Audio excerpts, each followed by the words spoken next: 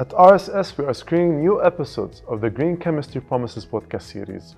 We have industry partners and owners, and also academic researchers and experts to discuss both spheres and to see the opportunities to seize and also the challenges to overcome for this transition to happen. Exciting conversations ahead. Stay tuned.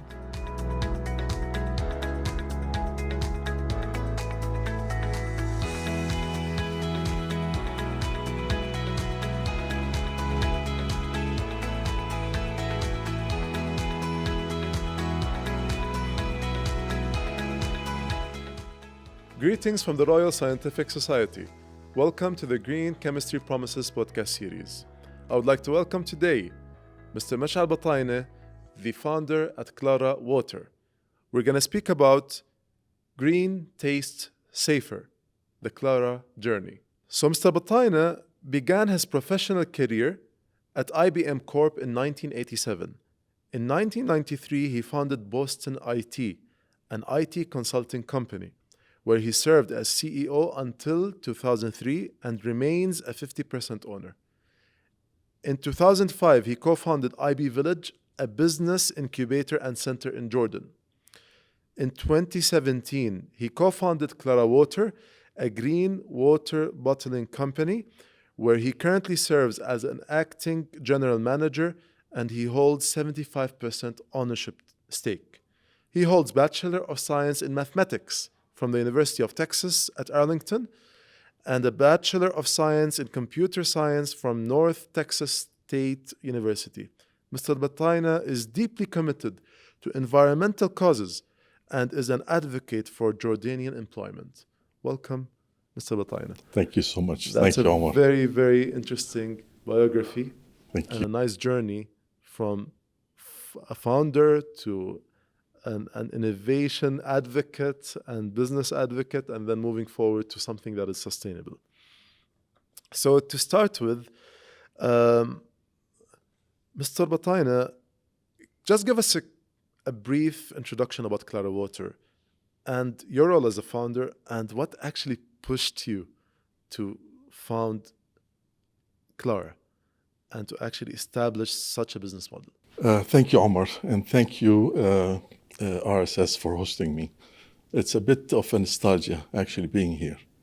I was here 45 years ago as a student intern, and it's great to be back, and it brings back memories, lots of memories. We're happy to have you. So thank you, sir. Thank you.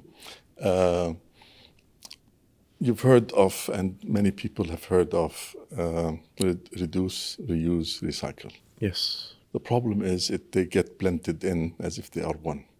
And the fact is they're not one. So reduce, reuse, and then there's a big gap. If all else fails, then recycle, and then you have to recycle responsibly. So we felt that there was an opportunity for us to introduce water in reusable materials. In this case, we started with glass. And we thought the technology and the opportunity and the time was right to do that. As you mentioned, I've been a consultant all my life. So it was high time for me to produce a product, an eco-friendly product that is good for the environment and good for Jordan. So again, it's really inspiring because your journey moving through all these milestones, I would say, and phases, reaching to such a business model, like you said, trying to replace plastic with glass. When you came up with the idea, didn't you see that such a dominant business as usual market, which is plastic, is really very risky to actually try to unbombard it and try to compete with it? That's a very good question. Yeah, but through my life, I learned that every business is challenging in its own way. And it was very challenging to think of such a humongous task. But the technology was there, and the green technology was there for the taking. And it was available and everywhere. And we stand on the shoulders of many, many people who've developed systems for us to use. So it seemed like it was a choice. It's a choice not to use these technologies. It was a choice, and it still is a choice, not to use recyclable material, good material. Companies made that choice, and we felt it was an easy choice, and we couldn't understand why they couldn't solve the last mile.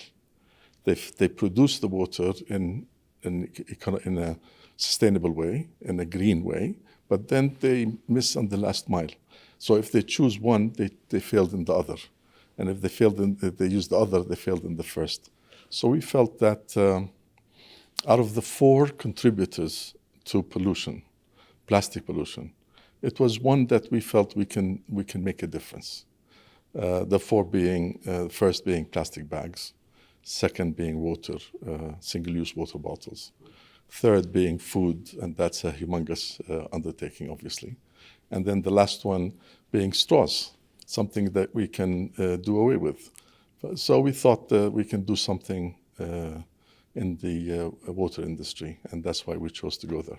So your business model is actually unique, remarkable. It copes with global trends, circular economy, sustainability. Like you said, there is a huge plastic crisis. There's a plastic treaty that's being debated every year, and they're trying to solve this problem. So what was the value proposition? Globally, it's clear. But in Jordan, knowing, first of all, the economic context, knowing that people would go for something that is, I would say, cheaper, that is common, they're used to. So introducing again glass, especially with the big gallons, telling people, buy this is better for you. What was your value proposition that you were offering people? Omar, did I mention that I hate plastic, or I haven't yet? Please mention that. Having said that, plastic is cheap, it's convenient, and it's available everywhere. Not only is it available everywhere, but it's available in every shape, style that you would like. So obviously it's an enormous task, but plastic waste, as you know, produces microplastics, and then that is extremely harmful. They find microplastic in areas where we never thought of, in foods and in water, obviously, and everywhere. So obviously it is a major problem, but we tackled the problem. We went for the easy win. There are two things that in the plastic industry. There is the single-use plastic bottle, right? And then there is a multiple-use plastic bottle, the big family-size bottle that's used in water dispensers, referred to in Jordan as coolers. This bottle has a limited use. So it has a cost of 5 JDs, and then you can use it for a number of times, limited number of times.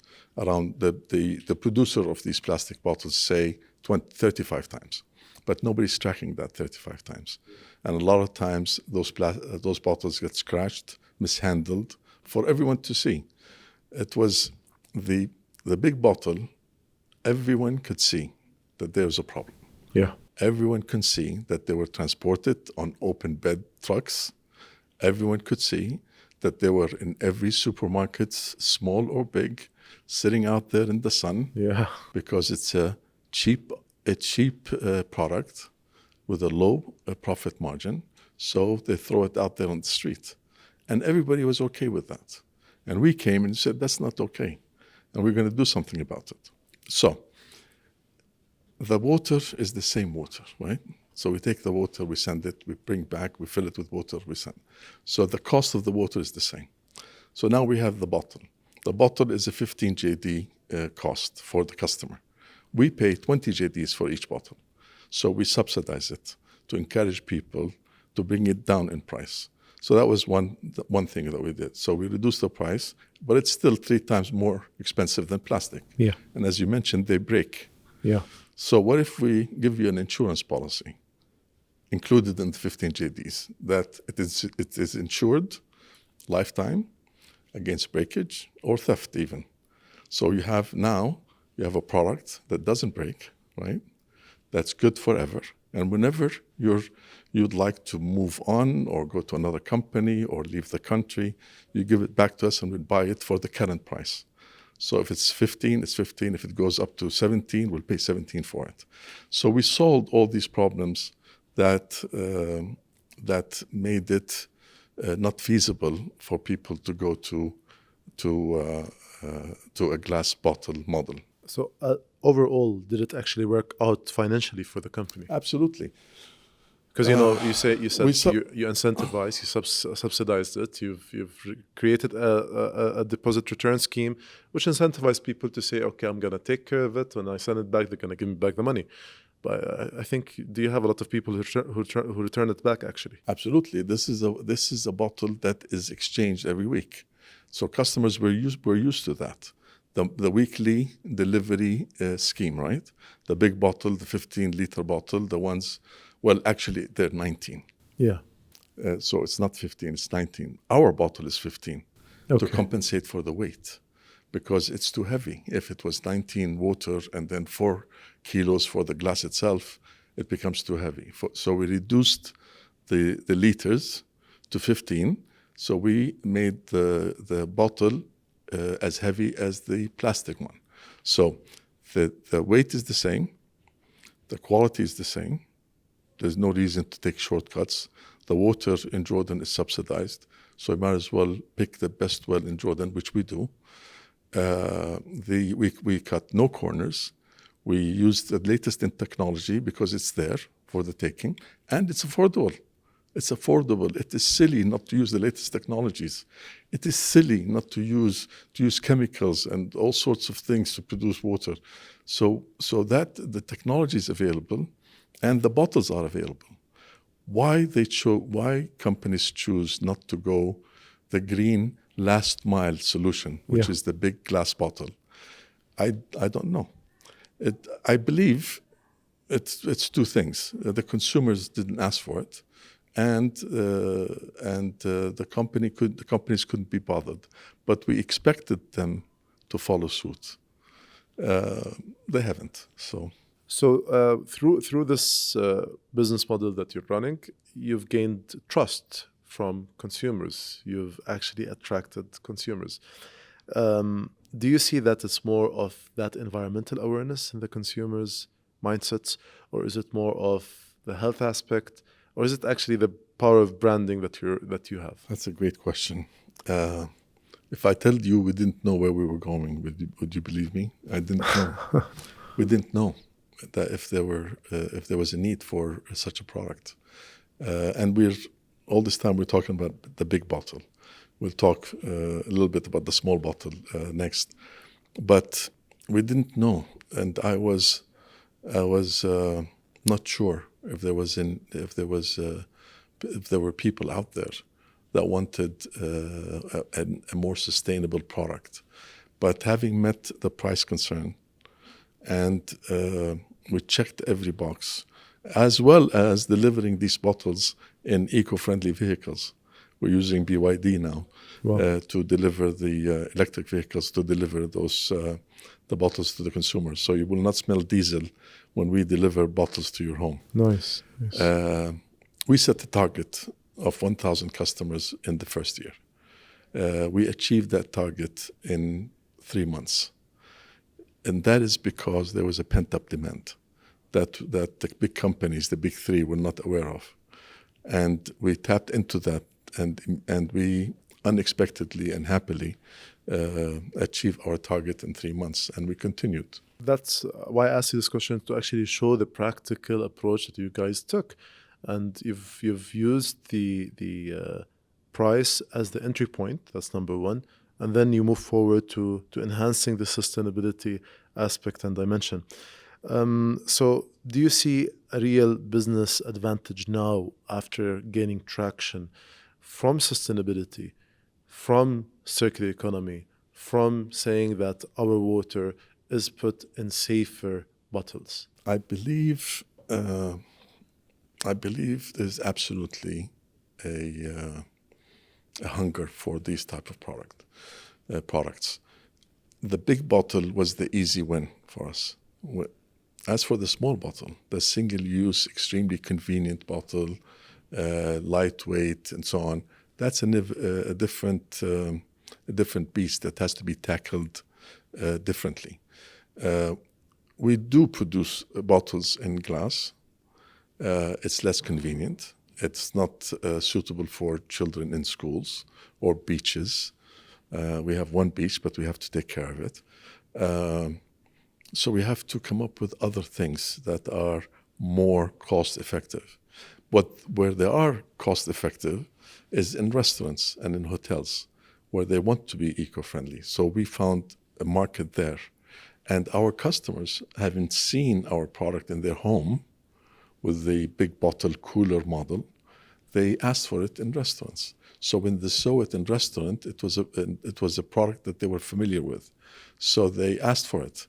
Don't you have Clara? Where's Clara? Why aren't you giving us Clara? Why is Clara so expensive? We know it's not. Why is it a lot more than plastic? You're charging us $1.25 for the plastic bottle. Why would you charge us $6 for Clara? You can charge us $2. You can charge us $3. So they asked for it. They know it, so it's familiar to them. They trust the brand. So we were well positioned to be in restaurants and hotels. We also do home delivery, and we give cash credit. So we're trying to gain ground in the small bottle. It's much more difficult. As I said, easy, cheap, almost free, and convenient. And that's something we have to live with for now. But we are working on introducing new products to the market, and I don't mind sharing them with you, that would come close to the price. Please do. Well, there's water in aluminum cans, and that is the big thing that is being introduced worldwide. Yeah. There's a company called Liquid Death that started 2 years after us, and they have a multi-billion-dollar company now. They produce water in cans. Now, it takes a little getting used to. Drinking still water you expect it to be fizzy, right? Usually. But we feel that we can introduce it through hotels at beaches and swimming pools and schools, and therefore people can be accustomed to it. It's an eco-friendly product. It's easily recycled because aluminum needs to be recycled. Is recycled. Yeah. It's 75% of the aluminum ever produced worldwide is still in circulation today, and that's because it saves a lot of energy when you produce aluminum from aluminum. So it makes sense to drink water in aluminum cans. It's convenient, it will be cost effective, and we don't mind sharing what we're going to do with anyone. We're probably one of the few companies that hopes for competition. Nice. And if you catch up with us, we'll go to aluminum. Or you're welcome to beat us to aluminum, water and aluminum. Next we're waiting anxiously for paper bottles, a real paper bottle solution. It does not exist yet, but people are working on it. I love the passion behind this because, especially when you said that we call for competition, it's more of a global message. It's more of a national message, telling people that we need to all transition together. You're welcome into this competition. Let's leave what's not that safe to something safer and better for our health and future generations. I just want to know, because, operationally there is a lot of complexity sometimes that happens. The end product is always looking good, but then there's logistics, there's supply chain disruptions, there's so many that comes into play.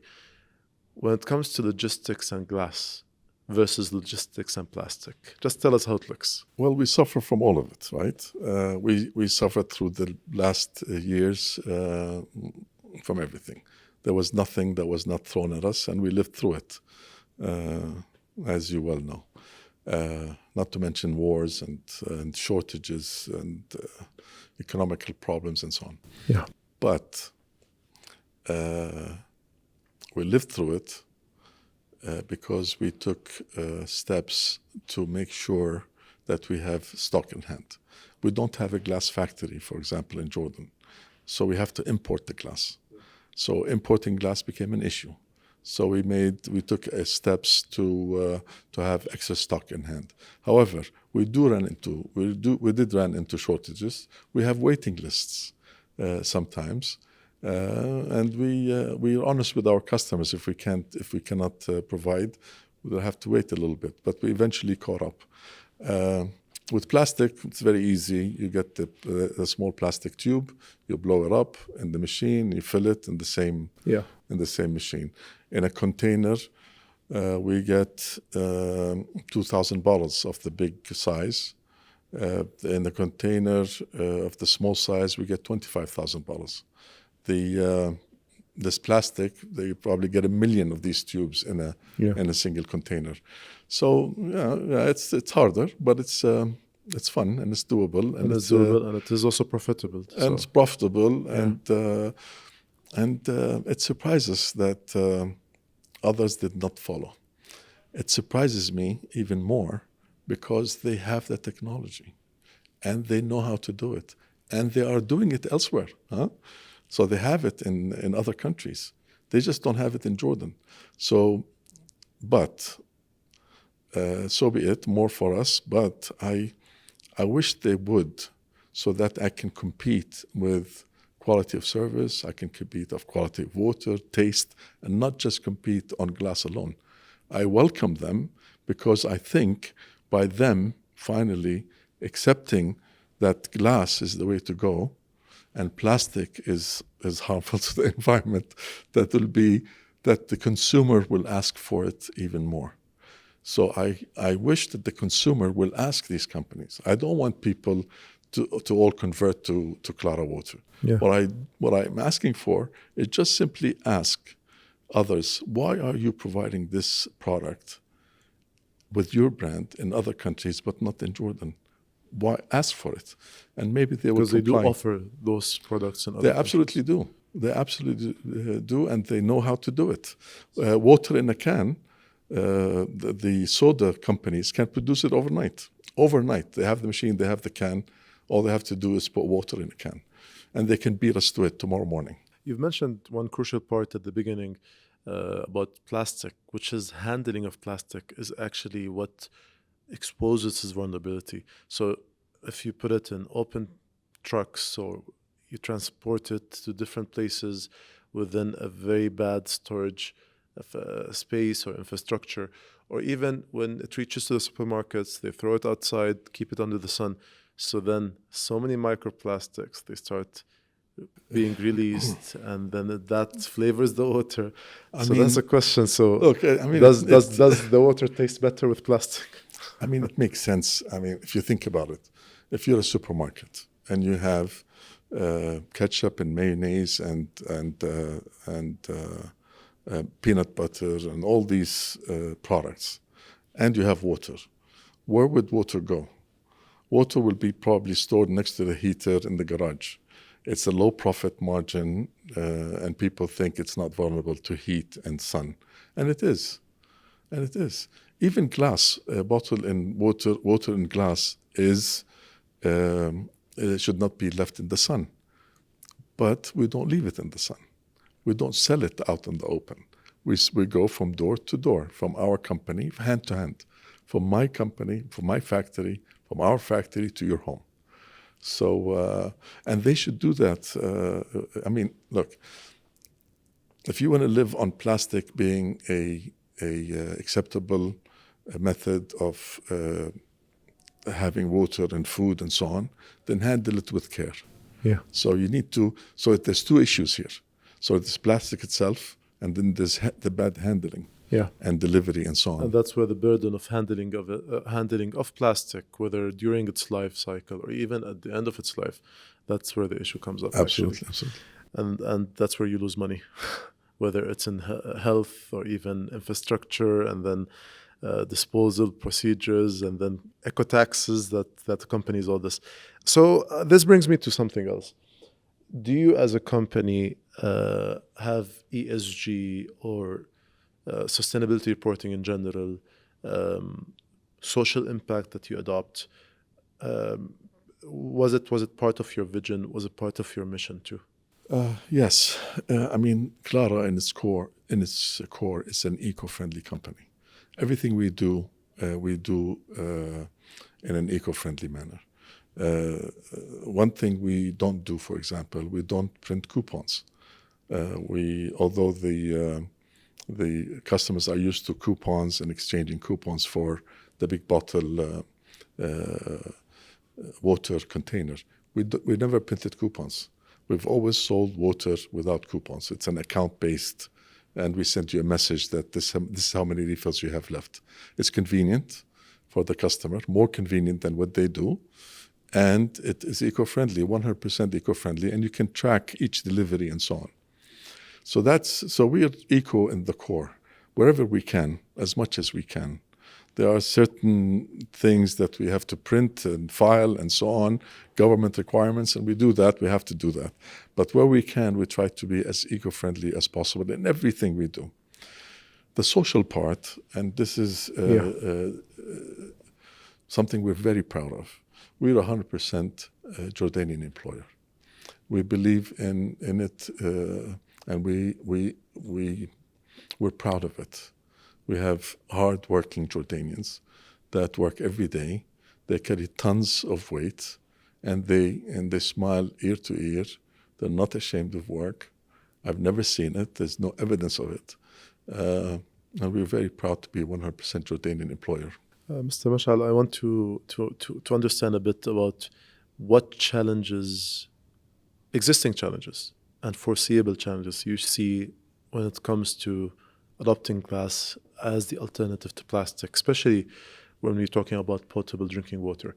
So what challenges you foresee, whether it's regulatory, technical, or even consumer behavior based? To compete with plastic, you have to click all the boxes. You have to. You cannot put the burden on the customer that, look, you have to pay more and you have to be burdened with it and you have to carry it and it's too much to ask. And people want to be eco-friendly. I mean, given the choice, they want to be. When all things are equal, there is no reason not to be eco-friendly. So, and then you have the extra, I mean, maybe you'll pay a little bit more, but not too much more. Maybe you'll be inconvenienced a little bit, but not too inconvenienced. So you have to click the boxes. The glass small bottle does not click all the boxes. That's a fact. We have cost issues and inconvenience issues and safety issues. So as I said before, pools, schools, beaches, no glass is accepted, obviously. So what you need to do, you need to have an alternative. The alternative is water in a can, water in paper bottles. So the future for us looks bright because we have the current products, we have glass in homes and restaurants and hotels and hotel rooms, but we are aiming to tackle the single-use water bottle. And we're following the steps of others, like Ocean, like Liquid Death, which is a water company, but they gave it a zassy name, Yeah. Water, it's just water in the can. It says it's just water, but it's a can, and it's a company that grew very fast, very profitable. Look it up, Liquid Death. It's a $1.4 billion company now. So we're going to do that. Okay, but any regulatory gaps you see that have to be sorted out to support you and support other businesses to scale up? There's a lot of startups who are trying to come up with different alternative packaging, whether in the field of water, food, or other sectors. So what regulatory gap you see, a crucial one that has to be really tackled to enhance and really activate and accelerate this transition? I think it's only obvious that you should not, put water in the sun out there. I mean, it's only obvious. It's only obvious. You can pass by every little shop And you see it everywhere. So have more robust monitoring you have to campaigns and schemes. You absolutely have to make sure that the storage is actually... Absolutely. I mean, that's the least you could do. Not to license supermarkets or sellers unless they have proper storage spaces and infrastructure for that. Absolutely. Now, I can tell you what the ideal situation could be, but it's a big reach. I mean, obviously, we need to provide water, tap water in Jordan at some point. I mean, it's people do that, and tap water reduces the use of having to buy water. Drinkable tap water. Too much to ask? Fine. How about drinkable tap water on the beaches of Aqaba? That would be nice. Wouldn't that be nice if you can have water that you can drink and from a fountain, a cooler, on the beach that is accessible, easy to come to, so people don't have to bring plastic bottles. You cannot regulate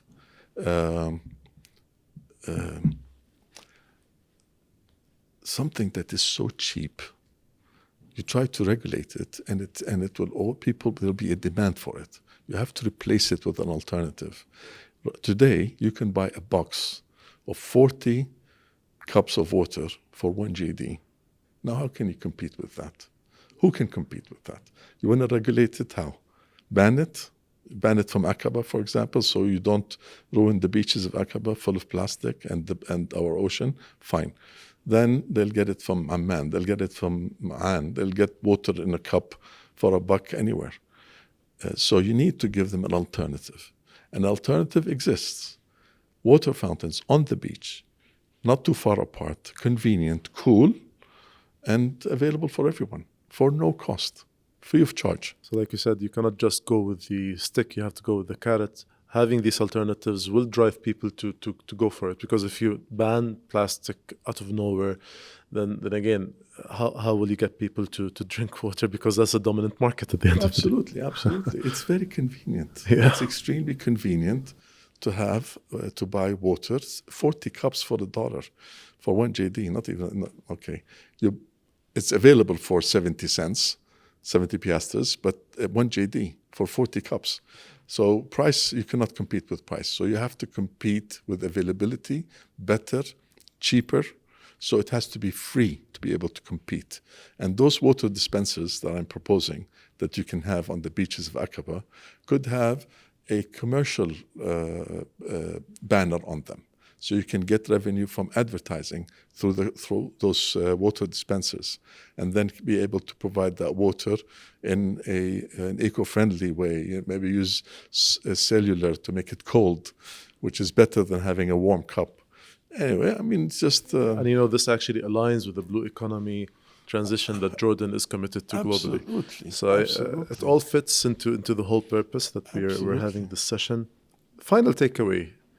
Mentioning this Clara's Journey, which is a success story, a Jordanian success story, and which reflects mindset shifts at the consumer level, at also the business level, that there are a lot of sustainable ideas that are succeeding, that are actually getting commercialized, that are selling in the market. They're not just struggling as people perceive. What's your final takeaway?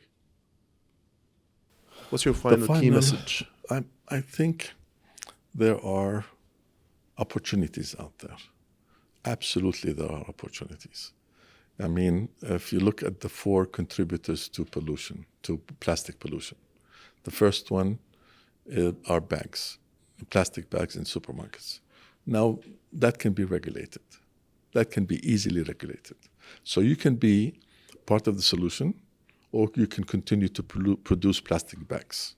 You can start producing reusable bags, or you can continue to use plastic bags. I think given the option, a convenient option, I think people would choose using reusable bags. With some regulations, it will work. So embrace change. Welcome change instead of fighting it. So if you're a plastic bag producer, you can be a non-plastic bag producer and welcome that change rather than fighting it, so that the government can take steps to regulate, as other countries have, almost all countries have, ban plastic bags in supermarkets. If you want to attack the single-use water bottle, welcome. The water is warm, no pun intended, come on in. If you want to tackle the food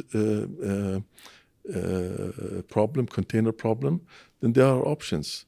There are sugarcane options and other options that you can use, containers that dissolve in nature, that people will appreciate and will buy your product because it's an eco-friendly packaging versus something else that's in plastic. I love the fact that you said we need to embrace this change rather than fight it all out. And I think, like we always say, sustainability is a market qualifier, but circular economy is a market winner.